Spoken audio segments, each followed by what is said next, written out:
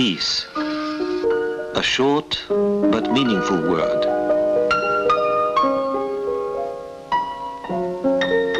People know life and happiness are possible only in peacetime.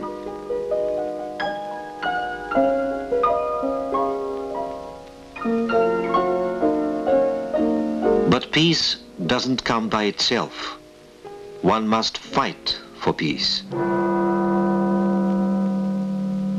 For peace on our planet.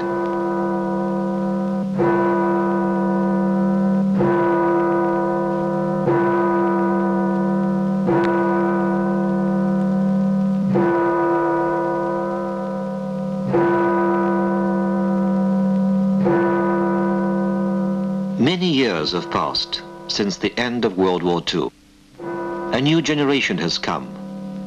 New towns have risen from ruins. But the memory of those who gave their lives for victory over fascism lives on.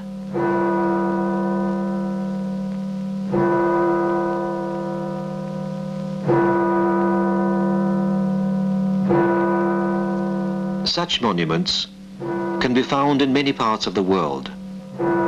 Some are made of marble and bronze, others are just gravestones, as in the forests of Belarusia.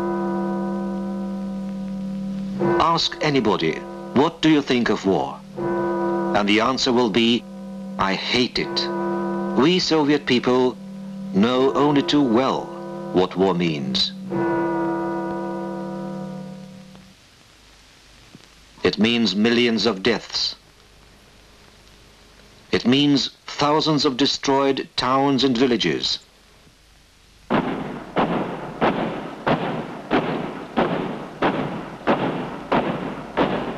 The outcome of World War II, the great patriotic war to us, is common knowledge. The fascist invaders were defeated by the Soviet army by the joint effort of all the Soviet people.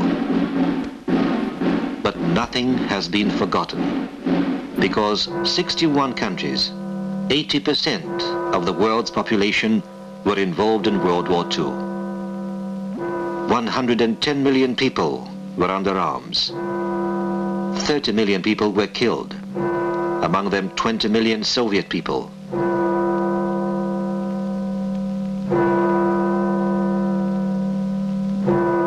Statistics describe facts in terms of figures. But what figures can describe the grief of just one mother's heart?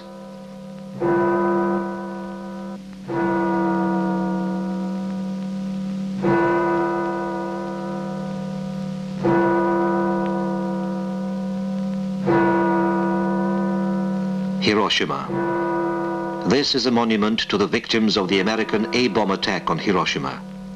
The words inscribed on the monument cry out, "Fight for peace.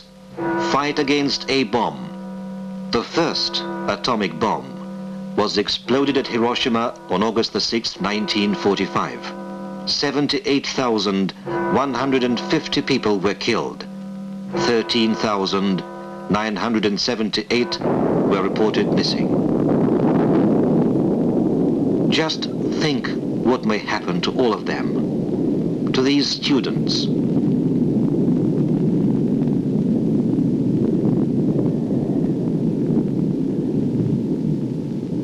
to these schoolgirls,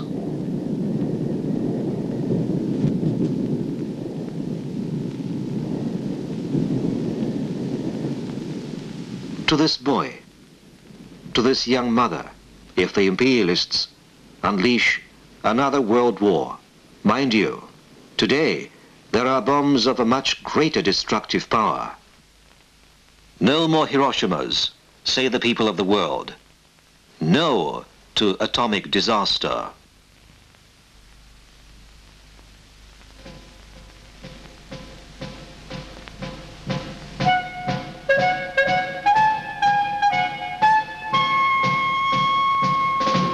You see the historic scenes, the beginning of the sweeping movement of all the peace-loving people of the world. The Stockholm Appeal to ban atomic weapons. The Soviet Union and other socialist countries have taken an active part in this great movement. Millions of people, French workers, German students, Polish mothers, collective farmers from the Ukraine and the Caucasus, builders from Siberia, scientists from different countries put their names under the appeal of the World Peace Council.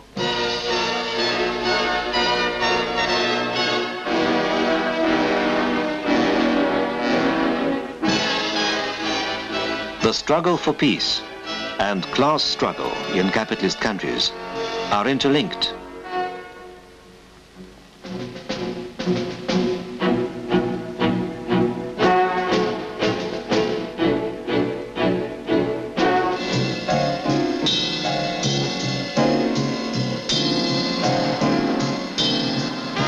A demonstration can be dispersed.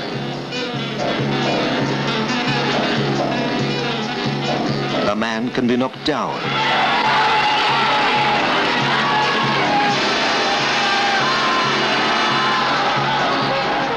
Handcuffed.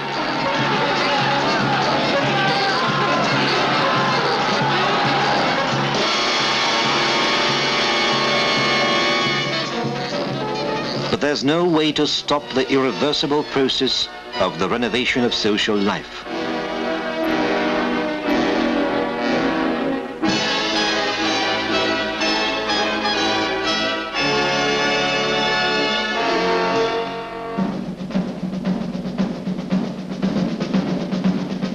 The progressive youth of the world has always been in the front ranks of this struggle. In 1945, the idea of holding youth festivals, the first World Youth Festival, took place in the summer of 1947 in Prague, the capital of Czechoslovakia. There have been many such festivals since then, in Berlin, in Bucharest, in Moscow.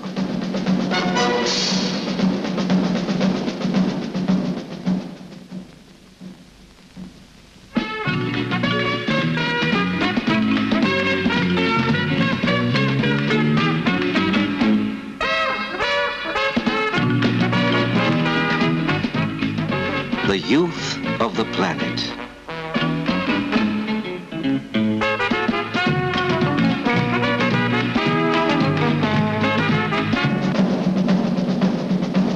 Young delegates from the capitalist countries. They were believed to be a lost generation, unable to fight, but they raised their voices against aggressive wars. These young Americans don't want medals given to them for fighting in the dirty Vietnam War. The ruling class in the capitalist countries would like all of them to be like these, but the progressive young people joined demonstrations of solidarity with peoples fighting against imperialism.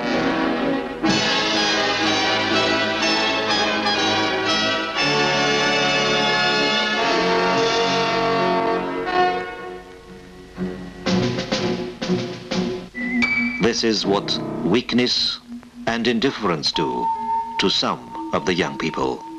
But strong and honest ones raise their voices against racism, for justice and equal rights.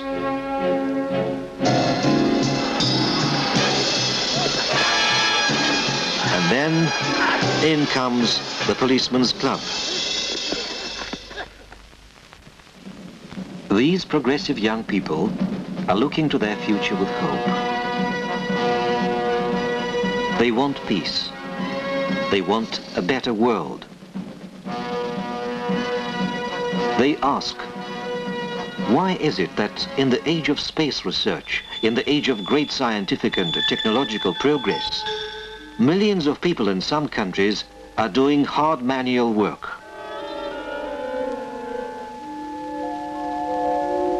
Why is it that tons of foodstuffs are destroyed to raise prices, while 2/3 of the world's population are starving? Why is it that milk is dumped while thousands of people, mostly children, die of starvation every day? Why do dogs have a better life than some of the children?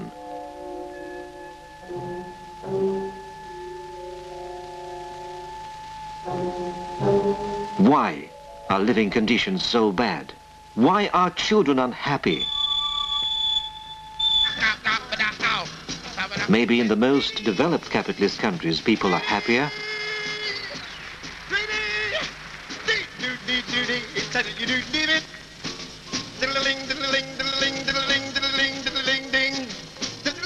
These are only two of the 17.5 million people currently unemployed in the capitalist countries.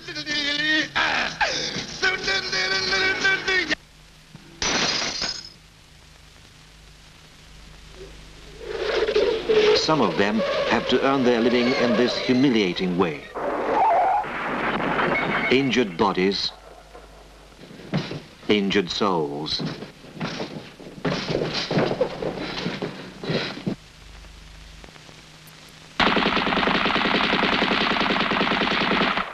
Why does the color of a man's skin matter so much in the capitalist world?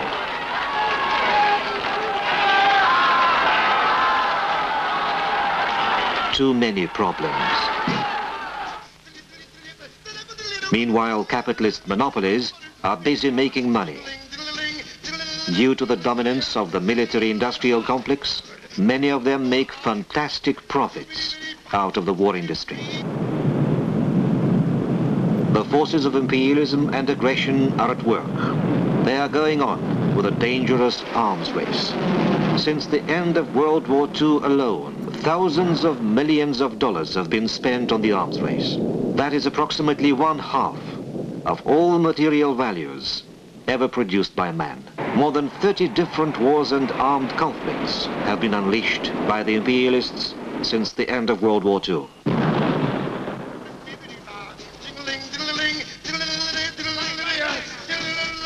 This is how they trample on foreign soil.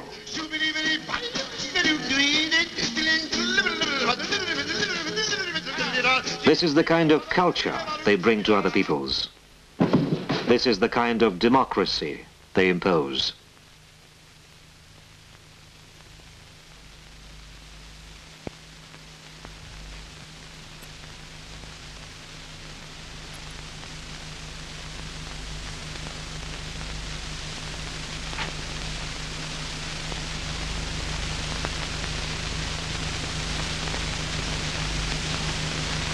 That is why peace fighters on all the continents raise their voices against imperialist aggression, against the arms race. Peace-loving people of all walks of life demand a just, democratic peace, the security of nations, and international cooperation.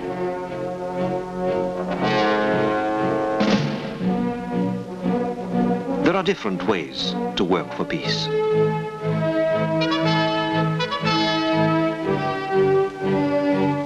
Writers believe the pen is a formidable weapon, and it must be used for peace. Film workers. The traditional motto of all international film festivals held in Moscow is for humanism in the cinema art, for peace and friendship among nations. Ever more countries are taking part in these festivals.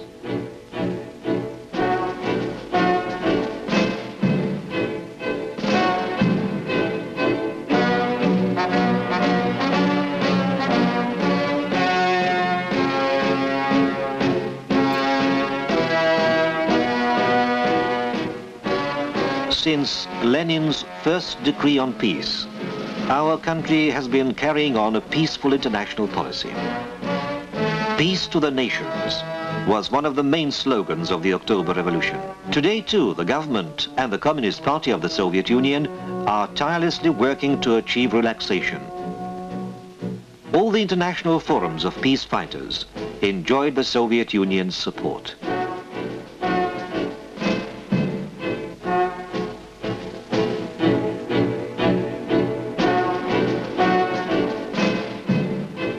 People of different views and classes all over the world cannot but realize the significance of relaxation. Many of those who were against it some time ago now support relaxation. They realize that everyone is bound to gain from relaxation. Understanding and cooperation, achieved here on Earth, resulted in the historic handshake and dialogue in space between the Soviet Union and the United States. The Soyuz Apollo mission was made possible due to the changes in the political climate.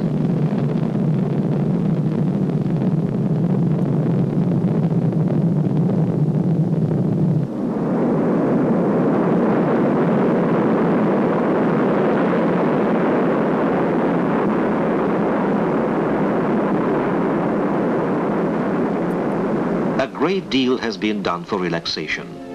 The All-European Peace Conference in Helsinki was an important step to peace. Many important agreements have been reached on the strategic arms limitation, on the development of trade, scientific and technical cooperation. But a lot has still to be done.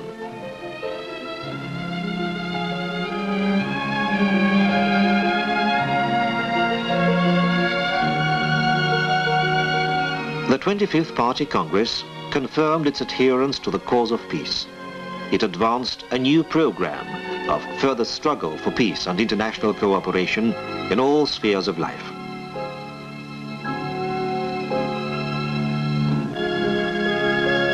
Peace and labor always go together. The working man was always a champion of peace. He is also the main driving force in the struggle for peace. Peace can and must be preserved. Modern science and technology may produce ever more formidable weapons. That is why strategic arms limitation and finally disarmament is very important. And we are confident that the peoples of the world are able to achieve that goal. Everybody needs peace.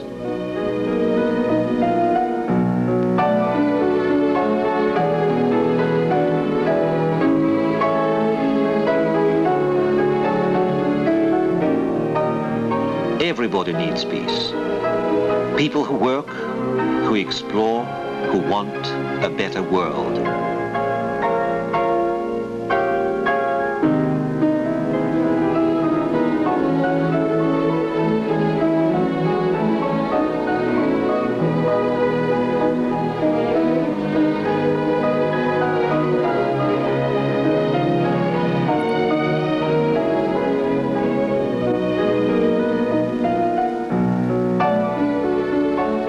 We all share one sky and one planet. So may it be rich, beautiful, and peaceful.